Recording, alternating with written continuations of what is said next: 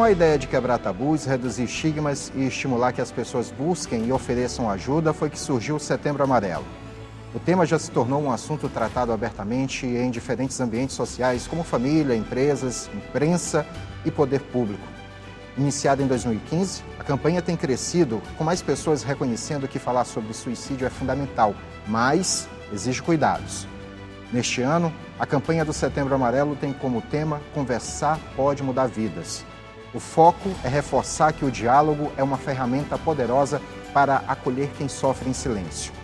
Essas e outras questões estão no Contraplano de hoje.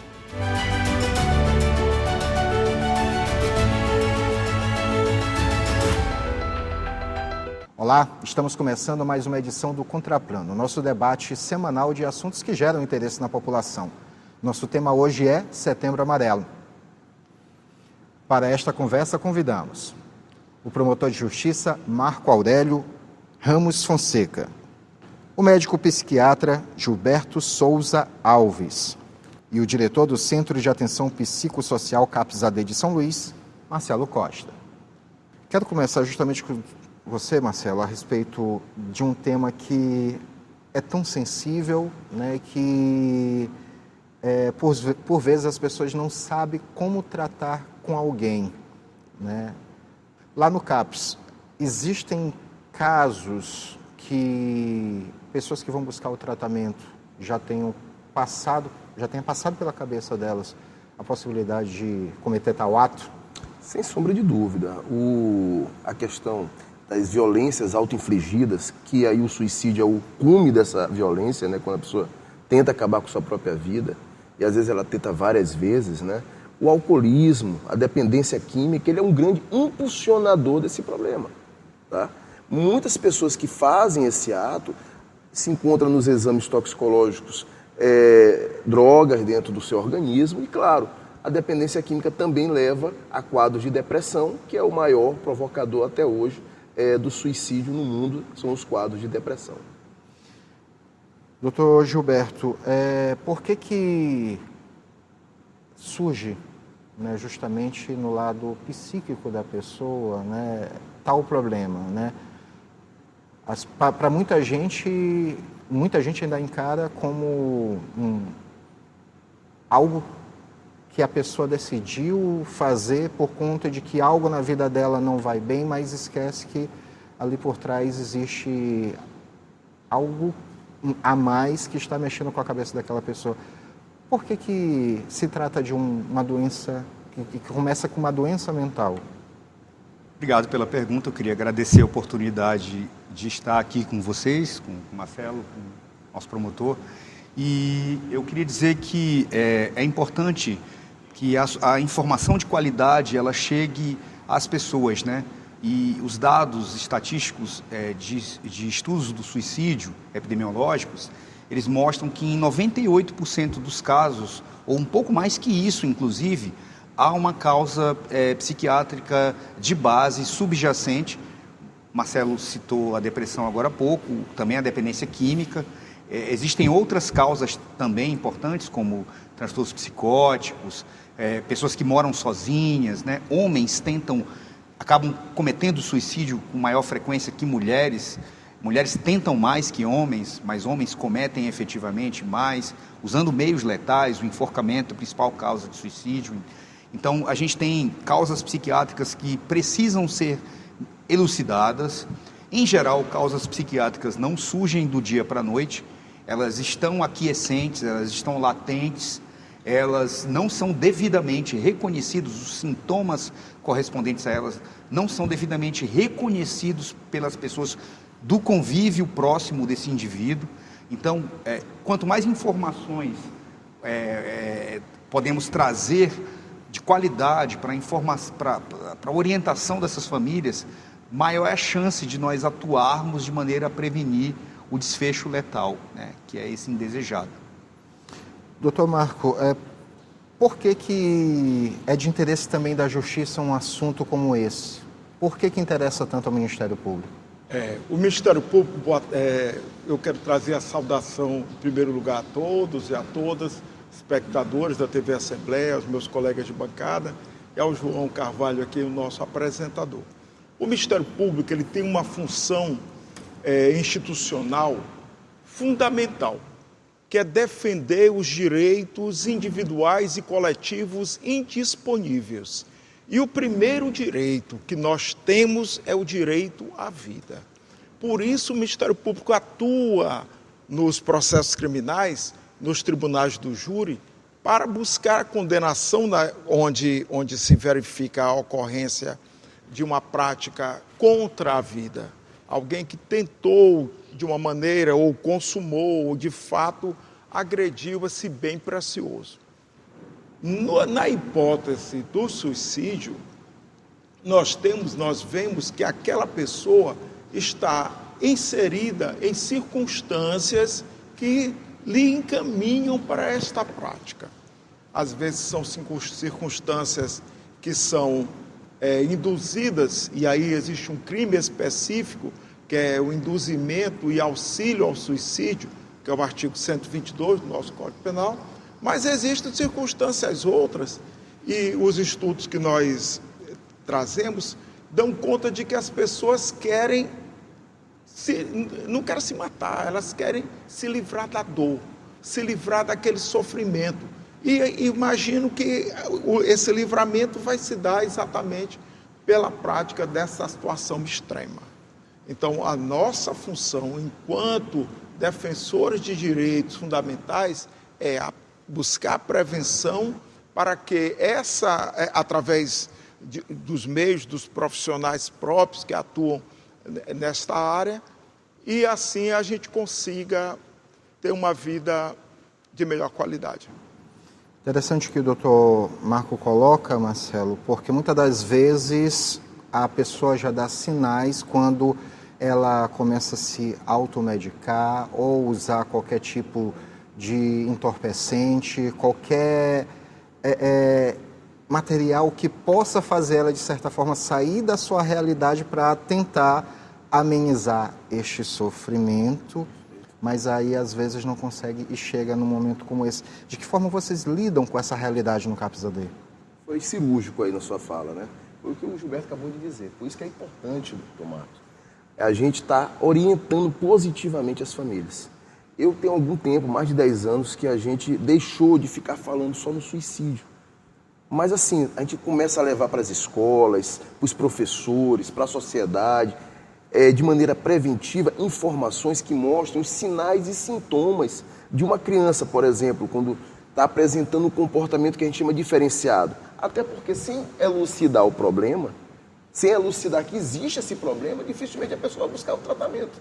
Se não vai buscar o tratamento, a tendência aquilo ali é evoluir e a pessoa chegar num quadro desse aí, arrastado, já com seus 20 e poucos anos, 30 anos, e aí aconteceu o que ninguém deseja, que é atentar contra a própria vida. Então, você elucidar a sociedade, mostrar, por exemplo, que as crianças, quando mostram um humor irritado, quando aquelas crianças ou então estão com um isolamento que não é característico, ou estão comendo muito, mudando seus hábitos alimentares, ou então estão deixando de fazer as coisas que antes eram prazerosas para ela, são alguns sinais e sintomas que aquela criança não está bem, ou que aquele jovem não está bem.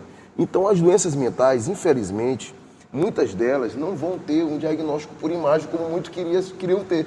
Eu vejo muito no CAPS, doutor, eu não tenho um raio-x, uma tomografia. Não tem, infelizmente não vai ter. Mas assim, você tem que ter uma análise, um entendimento maior do comportamento, que só um especialista na área que vai poder dizer, mas a pessoa tendo essas orientações por meio de comunicação como esse, pode ajudar muito a acender um sinal amarelo, né? Setembro Amarelo até junta, né? Para que a pessoa busque aí um psiquiatra, busque aí um psicólogo, busque um terapeuta, que possa dar o caminho, né, doutor Marco?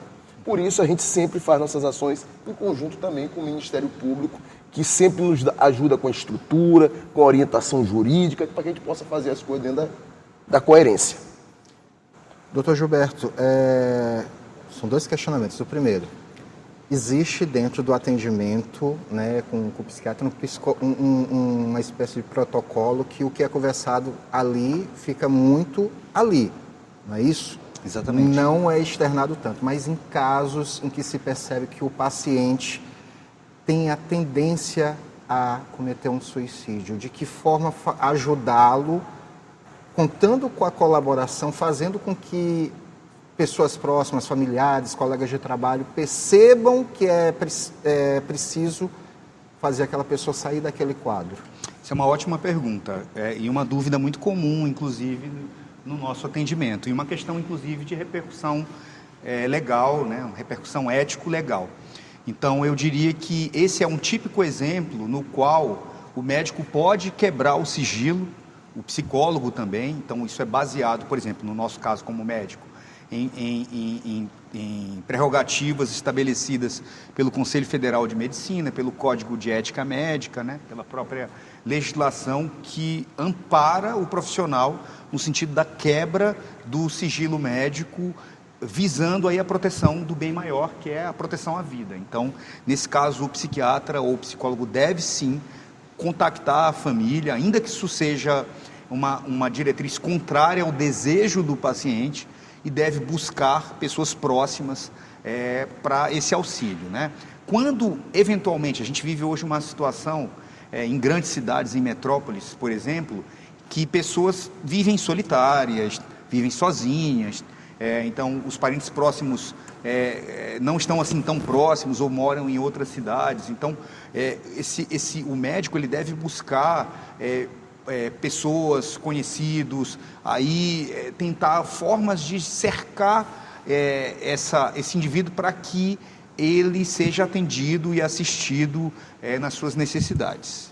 Quando acontece esse tipo de quebra, né, que vocês acabam contactando familiares, pessoas próximas, qual o nível de sucesso na reversão do quadro que poderia terminar com suicídio?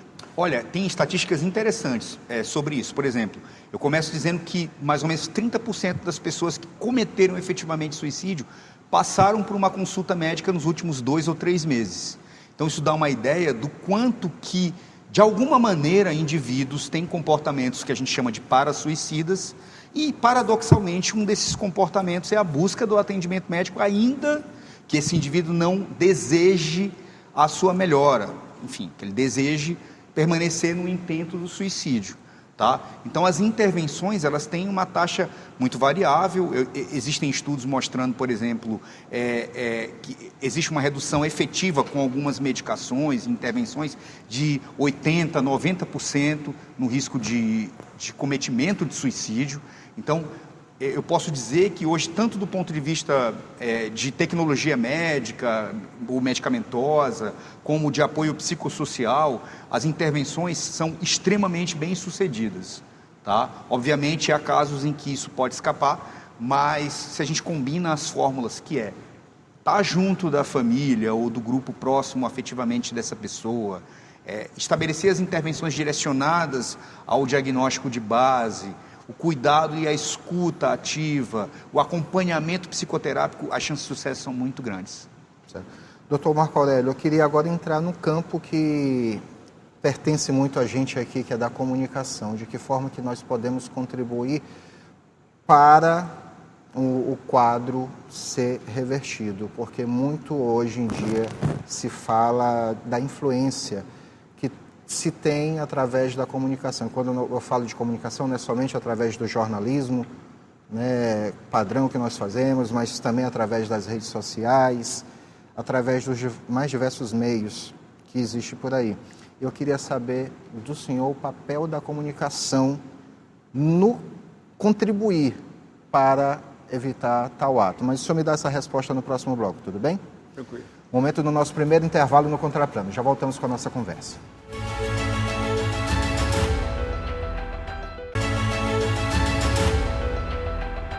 Estamos de volta com o Contraplano, hoje debatendo Setembro Amarelo. E no bloco anterior, doutor Marco, eu me voltei para o senhor para falar sobre o papel da comunicação.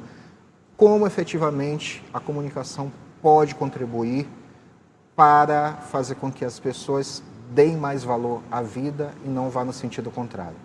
Muito bem, essa pergunta é muito importante e pertinente. Nós podemos falar em 2 momentos. O primeiro momento, o momento preventivo. Hoje nós vivemos na nossa realidade de casa, de trabalho, um isolamento.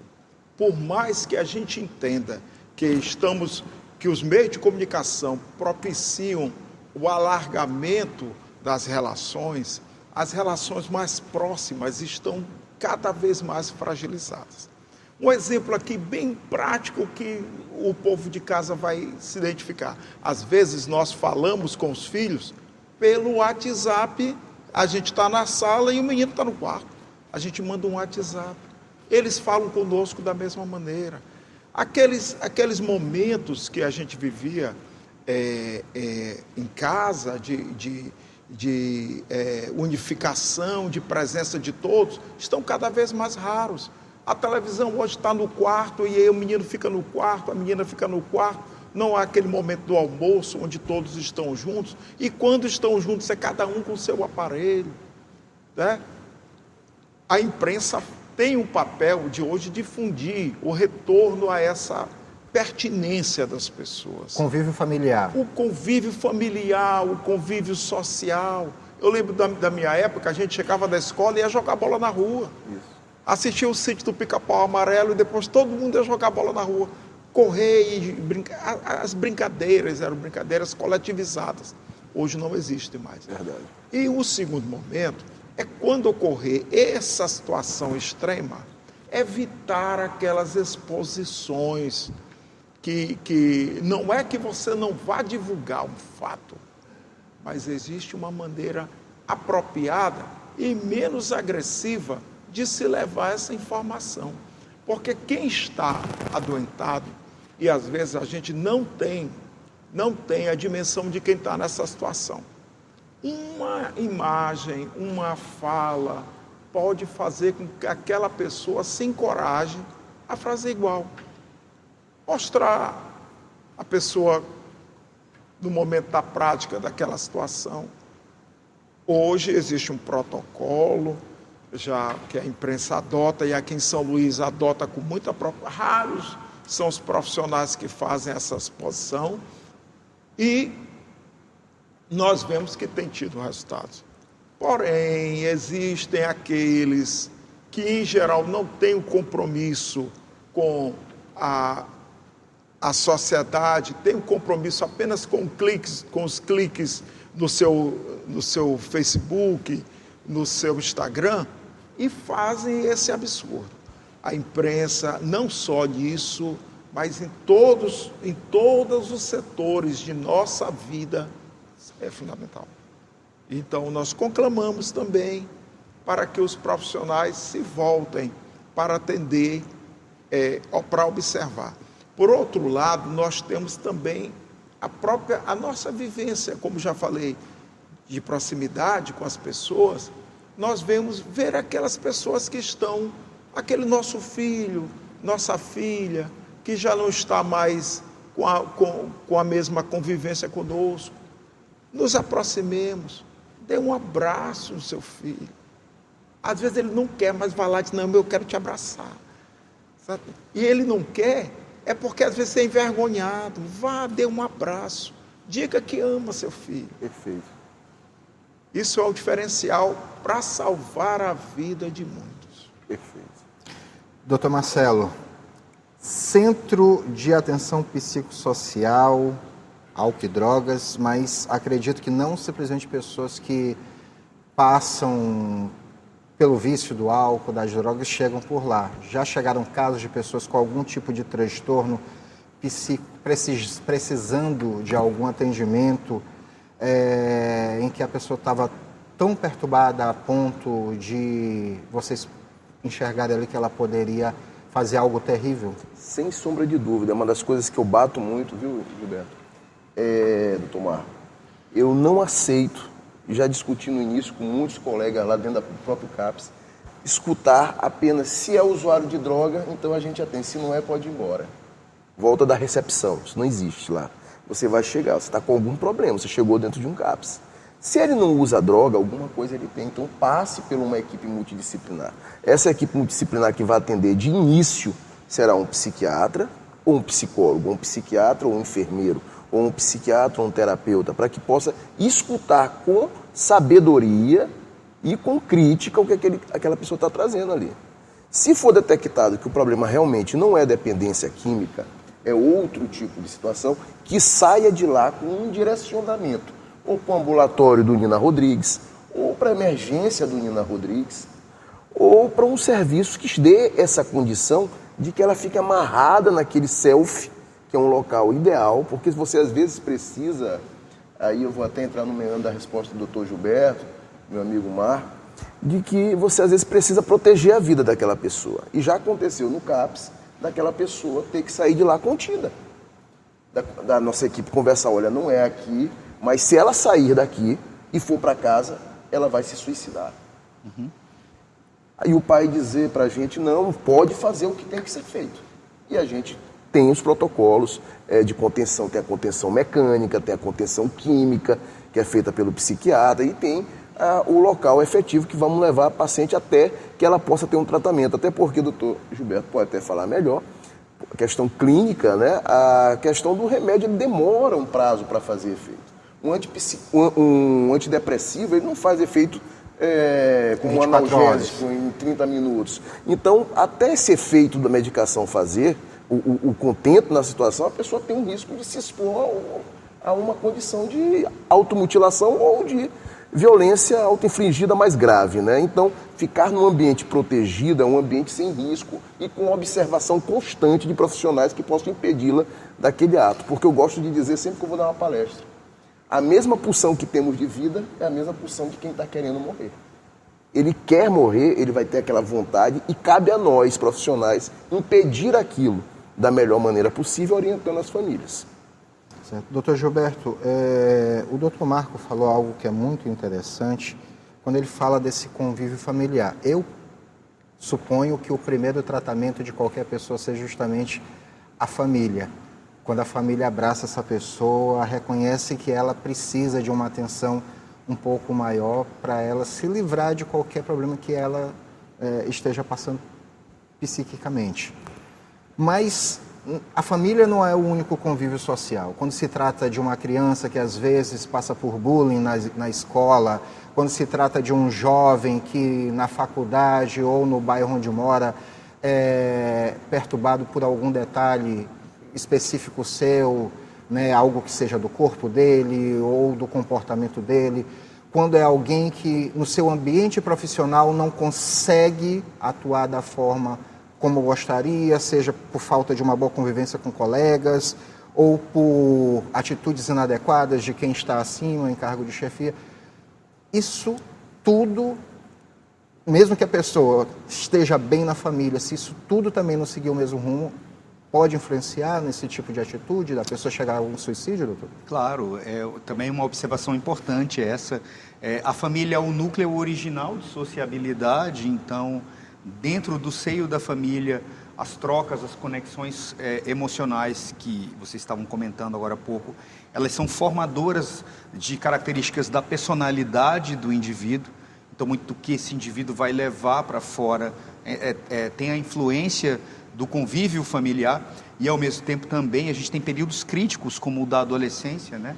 Que é um período onde o indivíduo vai ter uma identificação maior com certos grupos e aí pode acontecer, pode haver um choque, né? Um conflito entre grupos diferentes. E aí eu ressalto muito, por exemplo, a violência de gênero que existe, né? A população LGBTQIA+, que é vítima de homofobia, de perseguição, de discriminação em função de questões ligadas à sexualidade, e é uma população também vulnerável. É um grande exemplo para a gente aqui, em termos de estatística, de pessoas que acabam muitas vezes em situação de risco de suicídio, não é?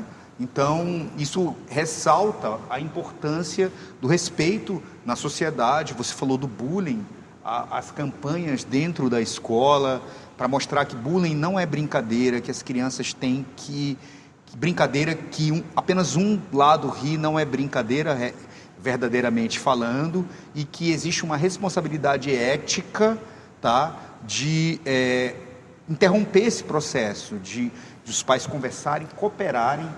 Eu diria que existe hoje, né, doutor, a tecnologia da internet, do celular, mas a grande tecnologia humana é a cooperação social. Essa é a grande tecnologia humana. Então precisamos voltar novamente a cooperar socialmente significa uma interação entre pais dentro de uma escola, pais com professores, a sociedade civil como um todo, o poder público.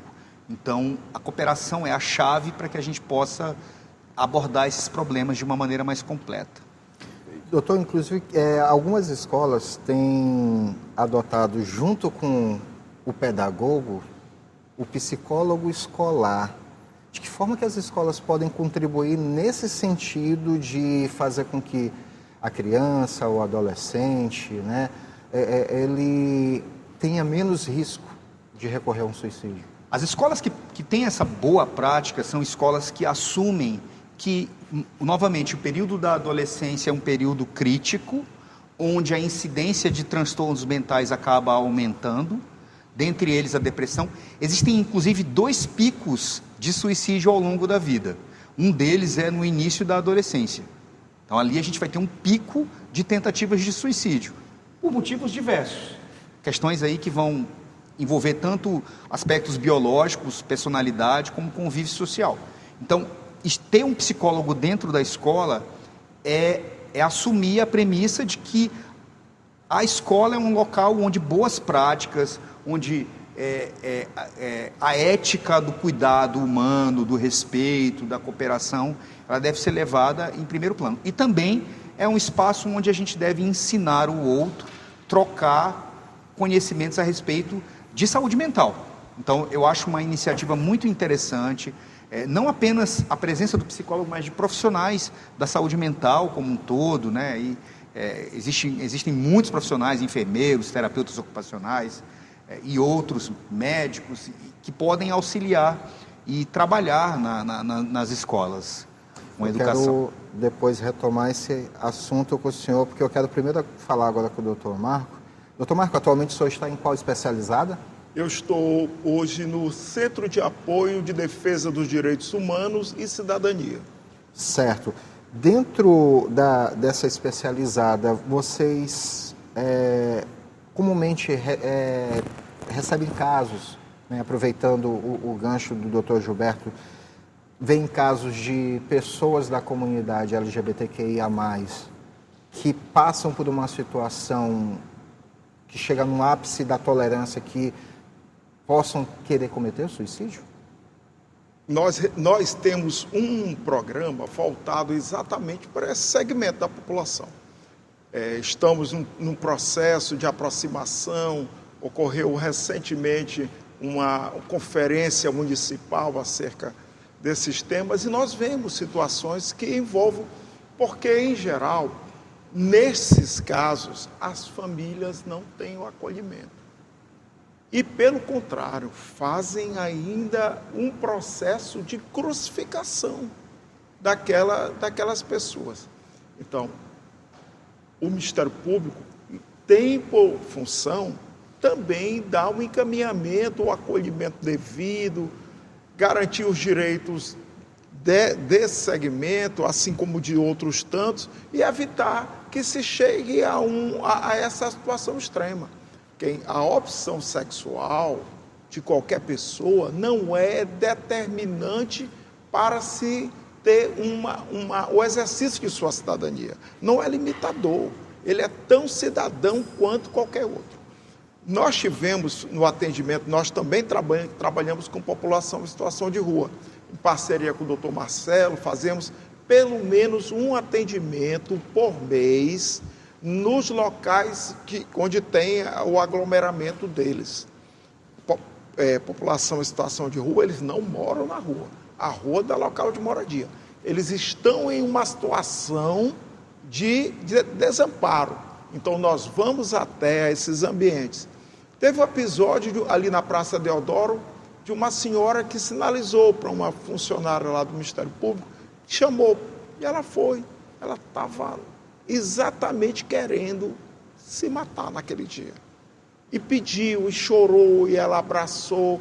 Aí nós levamos para os psicólogos que estavam do CAPS, que fizeram o atendimento, fizeram a reflexão com ela. Ela foi medicada também, e nós levamos para casa. né? Naquele dia a gente salvou uma vida. Né? E isso para nós é de muita alegria. E essa situação também pode acontecer com qualquer um. Por que houve aquele atendimento? Porque alguém prestou atenção. Porque alguém quis olhar para aquela pessoa que estava em aflição. Alguém que observou, alguém que escutou e depois levou para o encaminhamento. No Ministério Público, no nosso atendimento, a população integrante do grupo de LGBTQIA+, é bem-vinda, é acolhida, e nós estamos também para garantir os seus direitos. Doutor Marcelo, queria falar a respeito do papel, né, das políticas públicas e de justiça no que diz respeito a conscientizar não simplesmente pessoas que estejam nesse quadro, mas a sociedade como um todo. Mas eu vou formular a pergunta toda mesmo no próximo bloco, tudo bem? Tudo bem. Momento da nossa última parada no Contraplano de hoje. Voltamos já.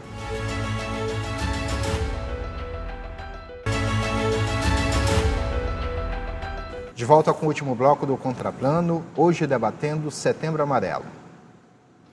Participam desse debate o promotor de justiça Marco Aurélio Ramos Fonseca, o médico psiquiatra Gilberto Souza Alves e o diretor do Centro de Atenção Psicossocial CAPS-AD de São Luís, Marcelo Costa. E era justamente com o Marcelo que eu conversava no final do bloco anterior, para falar a respeito das políticas públicas, políticas de justiça que existem hoje. Elas estão encaminhando no sentido justamente de ajudar, de contribuir para que cada vez mais as pessoas pensem na sua vida, em preservá-la? Eu acho que a grande virada de chave na política de saúde, que eu falo de saúde, de justiça social, porque é interessante, né? Como a política de saúde, elas interagem com a justiça também. Elas são leis, né? Então tem a Lei 10.216, famosa lei de reforma de assistência psiquiátrica no Brasil.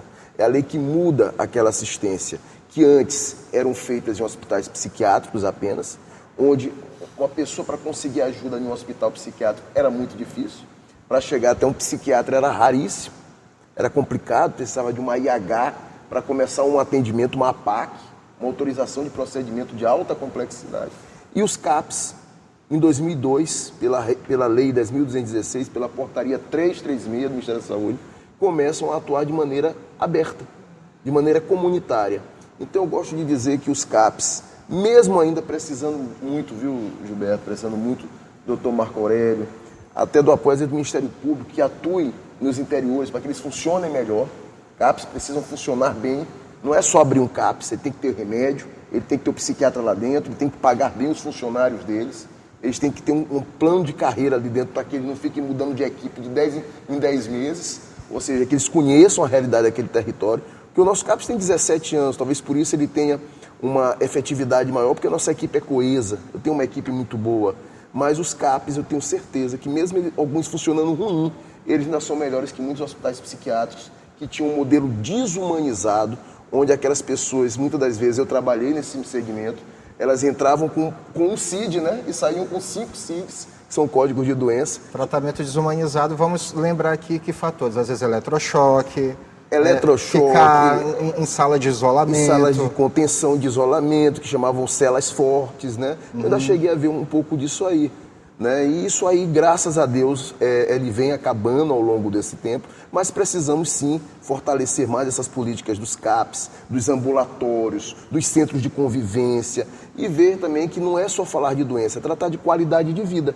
Saúde não é só ver doença, é você fazer atividade física, é você fazer acupuntura, é você fazer terapia, ocupar seu tempo, uma terapia ocupacional, é você ter uma vida como todo mundo quer. Tinha até uma música que diz, a gente não quer só comida, a gente quer diversão também, né? Então não é só a questão de dar o básico, o ser humano ele precisa do completo. Então precisamos ter esse olhar, acho que as políticas melhoraram muito, hoje mais ainda. Hoje você observa o Ministério Público, o Tribunal de Justiça, né, doutor Marcelo?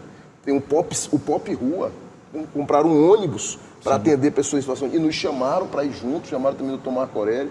São pessoas que estão sempre querendo aprender e com isso vão criando encaminhamentos. Pessoas que estão lá para tirar um documento, mandam para o CAP porque detectaram lá a psicóloga lá do Pop Rua que ele é usuário de droga. E a gente já começa um atendimento. O Dr. Marco Aurélio está atendendo uma pessoa da população LGBTI+, e viu que ela tem um risco, que ela é dependente química, manda para o CAPS. E aí começam essas comunicações. Então, acho que as políticas, tanto de justiça como de saúde, elas evoluíram muito, mas precisam caminhar ainda mais para uma assistência muito mais aberta e muito mais comunitária. Doutor Gilberto, agora eu vou retomar aquele ponto, né, em relação novamente a crianças, né? Inclusive, até se eu estiver errado, o senhor me corrija, né?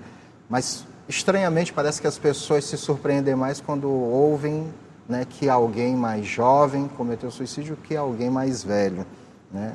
Estranhamente, as pessoas agem com mais comoção em caso de pessoa mais jovem, né? Mas o que eu quero, de fato, lhe questionar, porque acredito que todos nós quatro que estamos aqui na mesa, e algumas outras pessoas que estão aqui na nossa redação, também no nosso departamento operacional, num momento de escola, na vida escolar, passaram por algumas situações com apelidos, né, com algumas brincadeiras, que todos nós encarávamos como, de certa forma, como sadias, ou não darmos atenção para a parte negativa dessas brincadeiras, que é a ponto de nos machucar.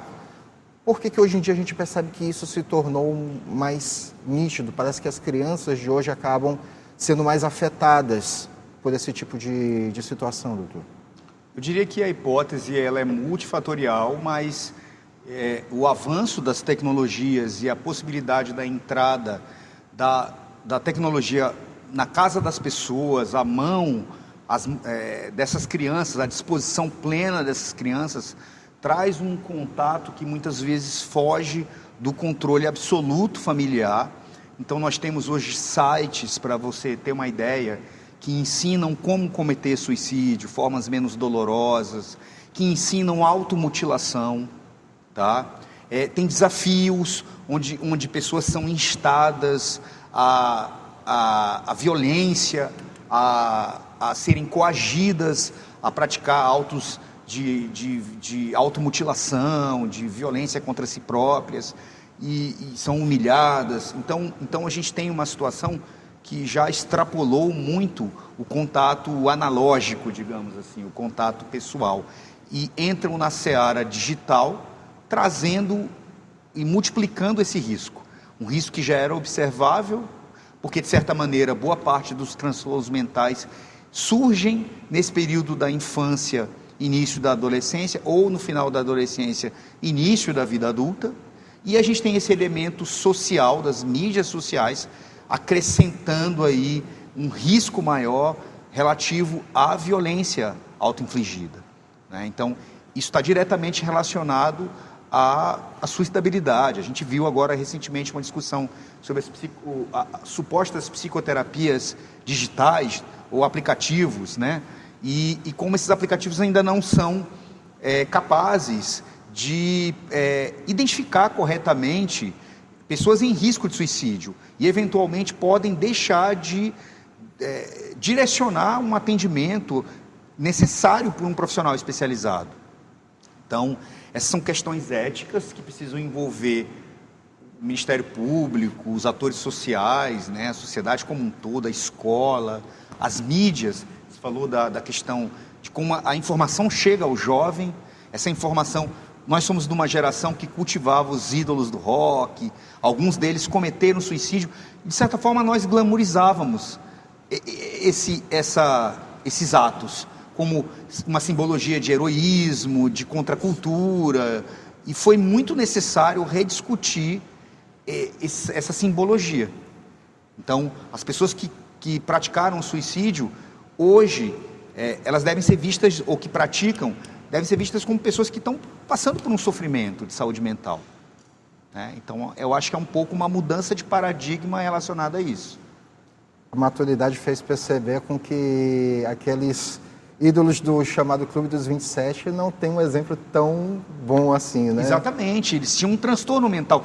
Podemos pegar exemplos, a gente sabe, quem gostava e quem curtia, sabe que muitos eram usuários de heroína, né, de álcool, tiveram overdose. Então, a gente não pode glamorizar isso, né? Mesmo os exemplos mais recentes seguiam um pouco por essa trilha e mostravam a importância de que, na verdade, o que essas pessoas precisavam era de um atendimento, de uma assistência, de um olhar em relação à família, em relação à sociedade, em relação à saúde pública, né?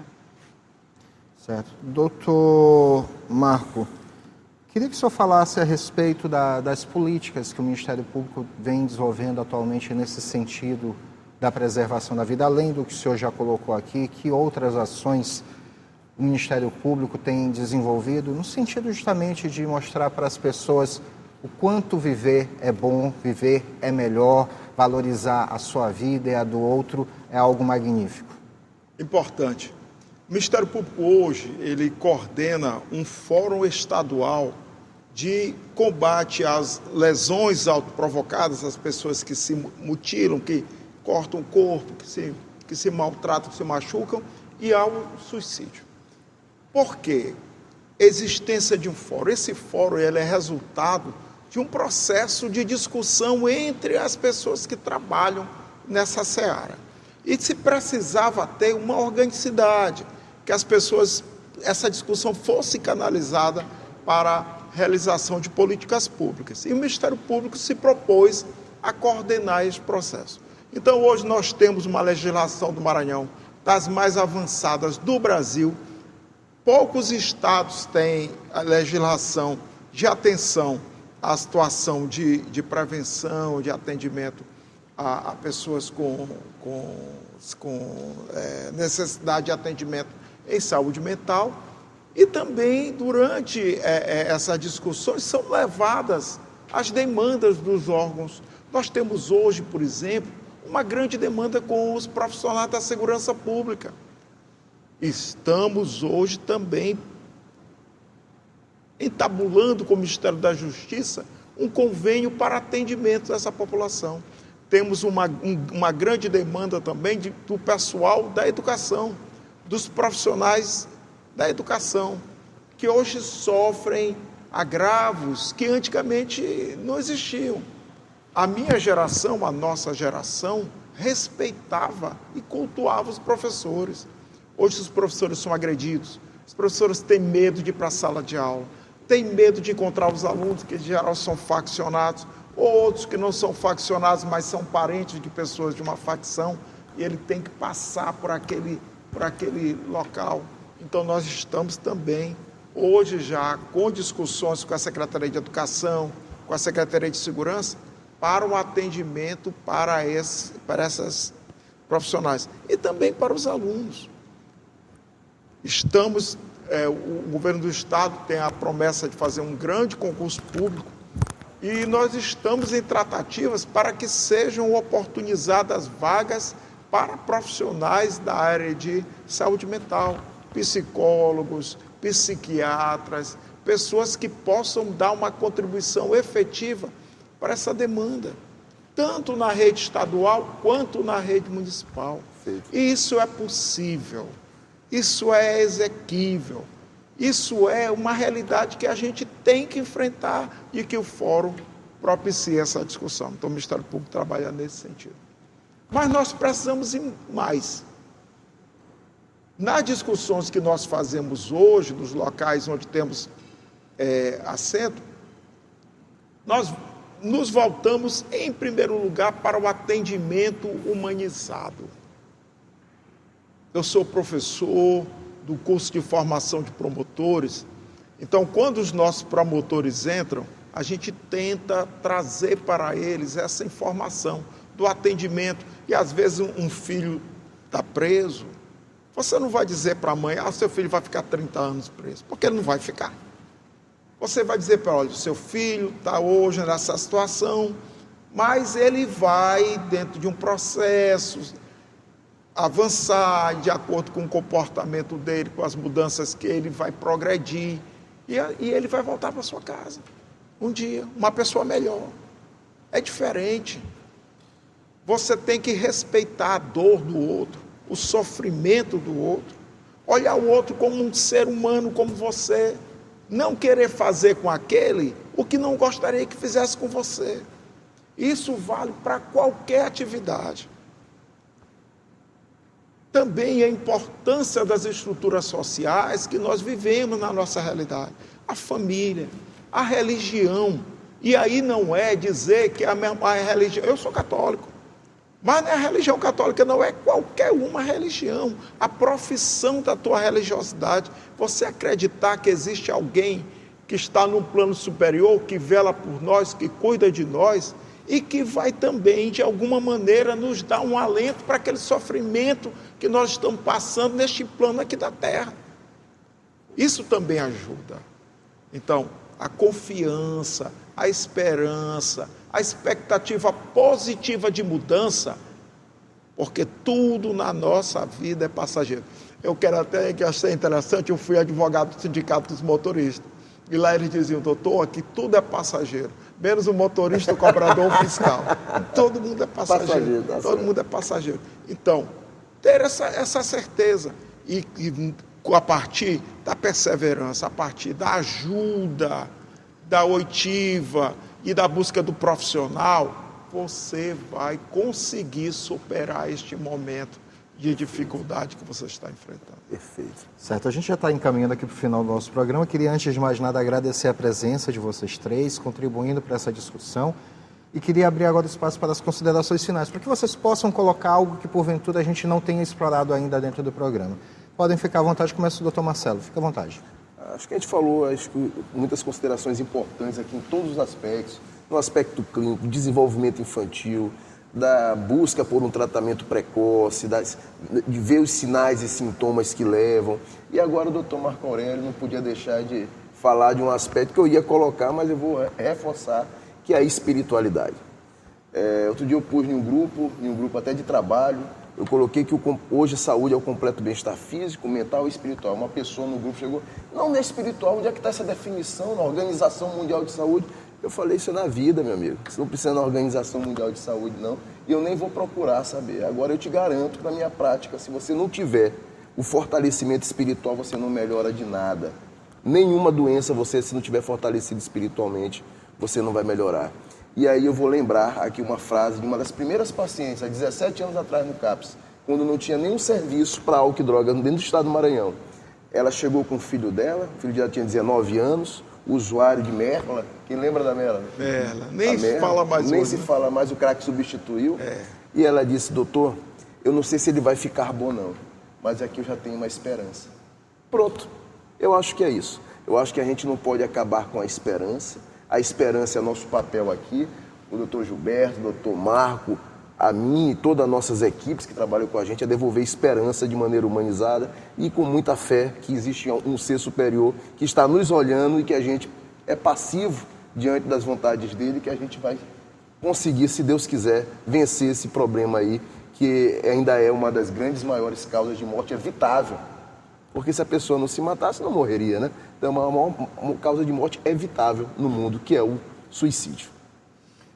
Doutor Gilberto, fique à vontade. Eu queria saudar a iniciativa da TV Assembleia, mais uma vez. Eu acho que a saída está muito dentro dessa possibilidade de encontro, de conexão entre os diferentes atores, valorizar a vida, que é o Setembro Amarelo, né? É o bem maior da democracia, né? É o bem maior do Estado de Direito. Então, quando a gente tem isso como um norte, a gente tem um indicador de saúde também de um Estado que cuida do cidadão, que propicia bem-estar.